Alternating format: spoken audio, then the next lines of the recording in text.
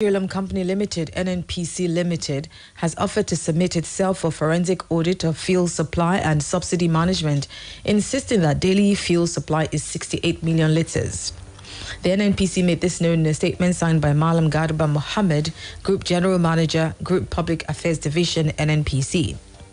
Mohammed said between January and August 2022, the total volume of premium motor spirit imported into the country was 16.46 billion litres, which translated to an average supply of 68 million litres per day. Similarly, he said that imports in the year 2021 was 22.35 billion litres, which translated to an average supply of 61 million litres per day. He said that rising crude oil prices and PMS supply costs above PPPRA, now NMDPRA cap, had caused oil marketing companies withdrawal from PMS imports since the fourth quarter of 2017. Now, Vice President of the United States, Kamala Harris, has hosted her Nigerian counterpart, Professor Yemi Osinbajo, at the White House in Washington, D.C.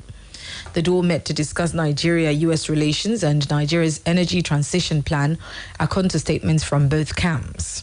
Speaking on the parley, Osinbajo said both countries must continue to work together at the bilateral and multilateral levels to address common global challenges, promote peace and security, tackle pandemics, climate change, and economic adversity. My visit is an opportunity to reaffirm the close ties that exist between our countries. The United States has been a long-standing partner and friend of Nigeria, and even as long ago as independence, the United States has been a very firm supporter of all of our aspirations, especially our economic and social development ambitions. The United States has always been with us. We also must appreciate the firm support that we've received from the U.S., especially in our fight against terrorism within our borders and in the Sahel. And, of course, the very timely donation of vaccines, 4 million vaccines, as we battled the COVID-19 pandemic. And that, of course, is extremely useful. But in addition to, as we pointed out, our shared commitment to democracy and the international rules-based system, we very strongly believe that, in the coming years we will need to work together again on so many global challenges, and there.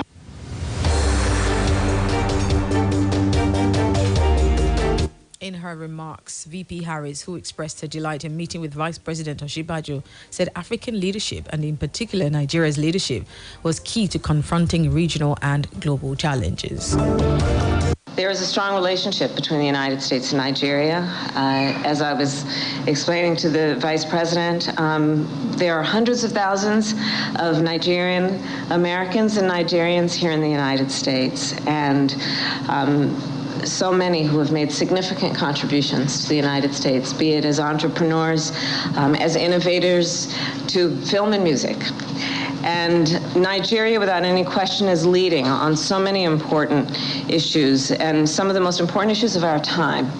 When we look at the issue of the climate crisis, Mr. Vice President, you have been an extraordinary leader on this issue, and I know this is something that you feel very strongly about, and you've been very adamant about the role Nigeria can play in addressing this crisis that faces us all.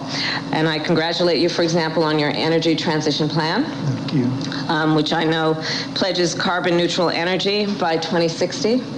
Ambitious goals, but important goals. And under your leadership, I have no question that they will be achieved.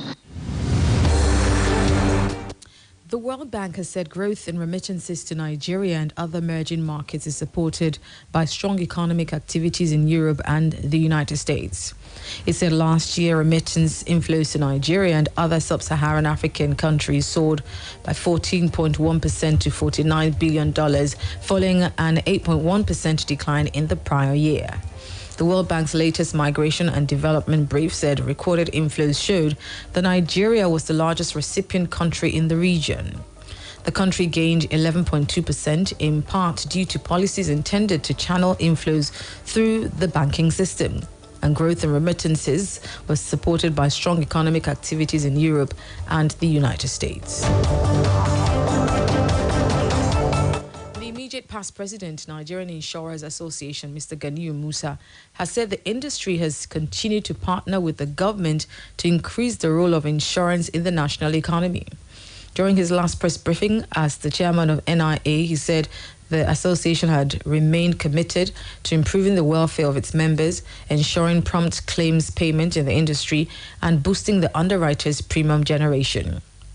Musa said the association continues to scale up its engagements with the government with a view to creating more understanding of the importance and role of insurance in the national economy. Speaking on one of the major achievements recently, he said the association was able to unveil its insurer's house and marked its 50th anniversary recently. He also said the association had continued to complement the efforts of the National Insurance Commission in its campaign on domestication of compulsory insurances in the states. The Attorney General of the Federation and the Minister of Justice, Abubakar Malami, has disclosed that the federal government has settled a long-standing $5.26 billion contractual dispute with a foreign investor group in the steel sector for $496 million. A statement by the Special Assistant, Media and Public Relations Office of the AGF, Dr. Umar Gwandu, said the mediation proceedings were under the Alternative Dispute Resolution Framework of the International Chamber of Commerce, led by Philip Howell Richardson. According to the government, the settlement agreement came into effect on 19 August 2022. He revealed that the source of the disputes were 5 contracts entered into by the 1999 to 2007 administration of President Olusegun Obasanjo, which gave complete dominance over the Nigerian steel space to one company group, the Global Steel Group. Minister of Transportation Muazu Jaji Sambo has urged the National Inland Waterways Authority to harness maritime opportunities by making Port Harcourt, River State capital, a transshipping hub to reduce cost of logistics in hauling cargoes from ports using land. Sambo, while touring the Port Harcourt area office of NIWA, said Nigeria is so blessed in the sense that one can access 28 states of the country by water. The minister also tasked NIWA to operationalize its channel management, just as he assured of his continued support. Meanwhile, Mogalu, who noted that huge opportunities that abound in the nation's inland waterways could only be maximized if concerted efforts were made towards the development of infrastructure and adequate funding to make the waterways attractive, called for a regulatory framework that would take the cost of providing infrastructure on roads to water at relatively cheaper costs.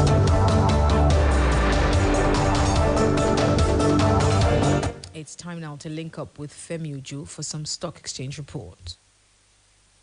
A beautiful morning to you out there. Here is the summary of trading activities on the floor of the stock market for last week, Friday, the second day of trading in the month of September 2022.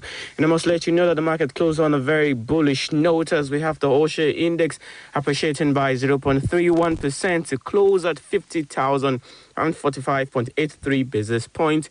Over 240 million units of shares valued at over 2.677 billion naira was traded in 3,435 deals, and we have the equity capitalization summing up to over 26.993 trillion naira. A quick look at the top 3 gainers. We have FCMB top in the gainers, Spark gaining 29 kobo to close at 3 naira 49 kobo. Stanbic gain 2 naira to close at 33 naira, and E-Trans gain 15 kobo to close at 2 naira 65 kobo. For the decliners, we have Magnic Host up on the park closing 7 kobo to close at 67 kobo. Heritage Briscoe lost 3 kobo to close at 32 kobo, and Champs lost 2 kobo to close at 26 kobo. For the major players, we have Sterling Bank topping the pack, trading over 93 million units of shares. Fidelity Bank traded over 28.7 million units of shares. Fitson traded over 13.8 million units of shares. GT Co traded over 13 million units of shares, and Zenith Bank traded over 12.3 million units of shares. That was a summary of trading activities on the floor of the stock market for last week, Friday, the second day of trading in the month of September 2022. Join me tomorrow when I bring you the outcome of today's trading. My name is Femi Ojo. That's it on Business Splash for today on Splash 105.5 FM, your integrity station. Don't forget to join us this Wednesday for another edition. Till then, good morning. Thank you for listening. I'm Ronke Giwa Onafuwa.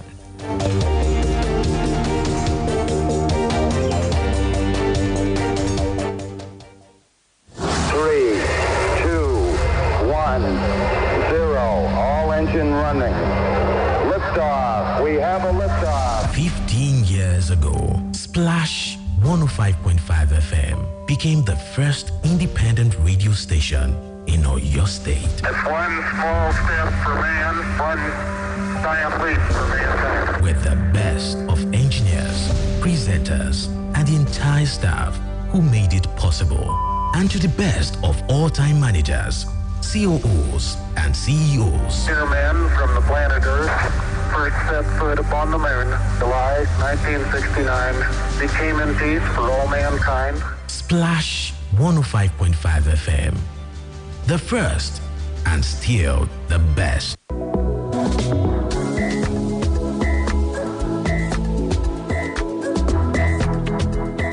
People, guess what? It is here. It is finally here. Ladies and gentlemen, 5G. 5G is here. Oh my God, where is my bell? And of course, there's only one network that can bring us this amazing technology. It is MTN. MTN 5G is about to launch here in Nigeria. That is an exciting news, right? 5G is about more than just hyper-fast internet. It is about what we do with it. Imagine driverless cars on Ibadan Express. Imagine a surgeon in Lagos operating on a patient in Unsuka. Imagine a fisherman using his tablet to locate fish in the river Niger. No be juju be that, it is MTN 5G.